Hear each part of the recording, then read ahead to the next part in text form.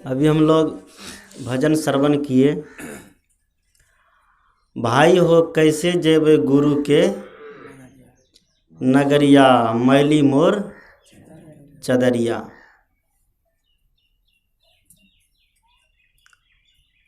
गुरु की नगरी, गुरु का देश, गुरु का गांव जाने के लिए चादर को साफ करना पड़ेगा। हम लोग कहीं तीर्थ करने जाते हैं या कहीं सत्संग में जाते हैं या अपने ही घर में देखिए कोई फंक्शन हो, कोई त्योहार हो, हम लोग अपने घर को पूरी तरीके से साफ सफाई नीप पोत के एकदम बढ़िया कर लेते हैं। तीर्थ करने जाते हैं, कहीं मेला देखने जाते हैं तो वहाँ पर भी कपड़ा बढ़िया पहन के जाते हैं, नया पहन के जाते हैं कि पुराना पहन के जाते हैं। नया कपड़ा जब तक नहीं मिलेगा तब तक घर से बाहर नहीं निकलते हैं। बाहर का हम सब काम साफ सफाई से करते हैं, बहुत ही सुंदर तरीके से करते हैं। बाहर अगर कपड़ा थोड़ा सा गंदा हो जाए तो लोगों को बड़ा शर्म लगता है कि हमारे कपड़े गंदे हैं, लोग क्या कहेंगे। और होना भी चाहिए।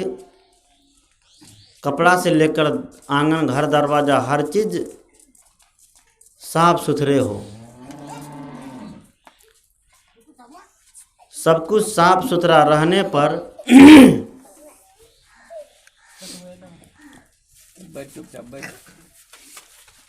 हल्ला नहीं करो।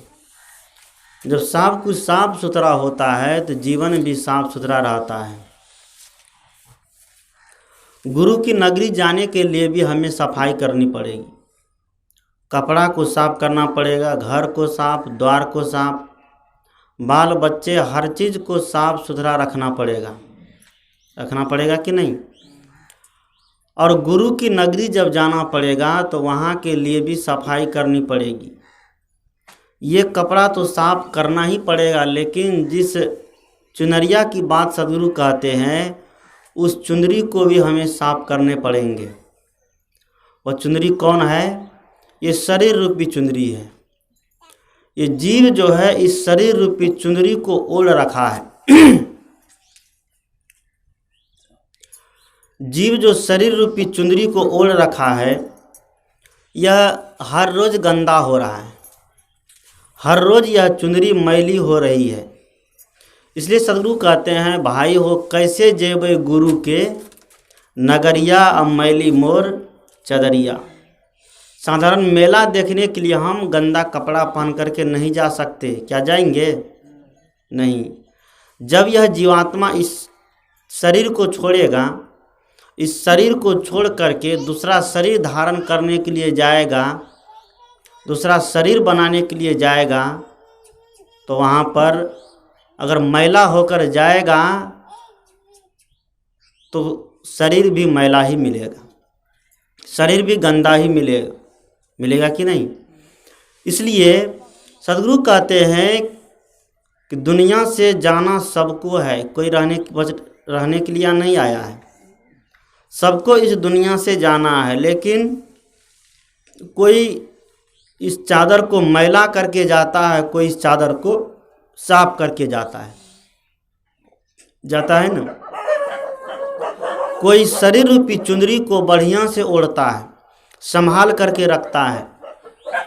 कपड़ा को ही देखिए, अभी बहुत लोग सत्संग में बैठे हैं, सब लोग कोई चादर ओढ़ के आए हैं, कोई स्वेटर पहन के आए हैं, कोई टोपी पहन के आए हैं कि नहीं।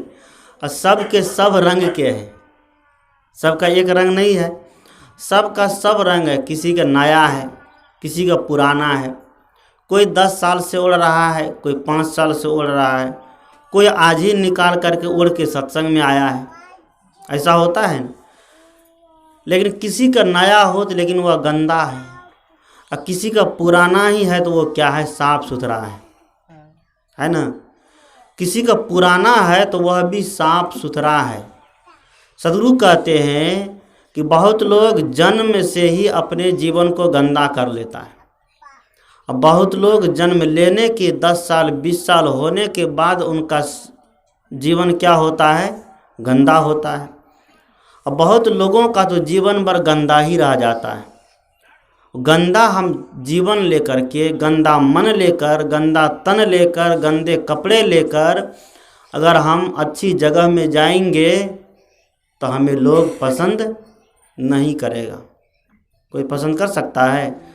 नहीं करेगा। एक बच्चा, छोटा बच्चा हो, अब बच्चा के एकदम नाक से गंगा जमुना एकदम बह रहा हो, नाक से, बच्चे के नाक से गंगा जमुना बहती हो, तो कोई भी व्यक्ति उनको गोद में लेना पसंद नहीं करता है।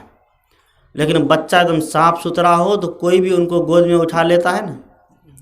सदगुरु कहते हैं हमारा जीवन जितना साफ होगा तो सदगुरु हमको उतना जल्दी उठा लेंगे। उठाएंगे कि नहीं? उतना जल्दी हमको अपने गोद में ले लेंगे, उतना जल्दी हमें इस शरीर से छुट्टी दिला देंगे। बहुत लोग बुढ़ापा में कराहते रहते हैं, रोग से, व्याधि से, और चिल्लाते रहते हैं कि हमको जल्दी सदगुरु उठा के ले जाए, लेकिन ले नहीं जाते। काहे? कि जीवन गंदा है जीवन गंदा अपना और निंदा करे पराई।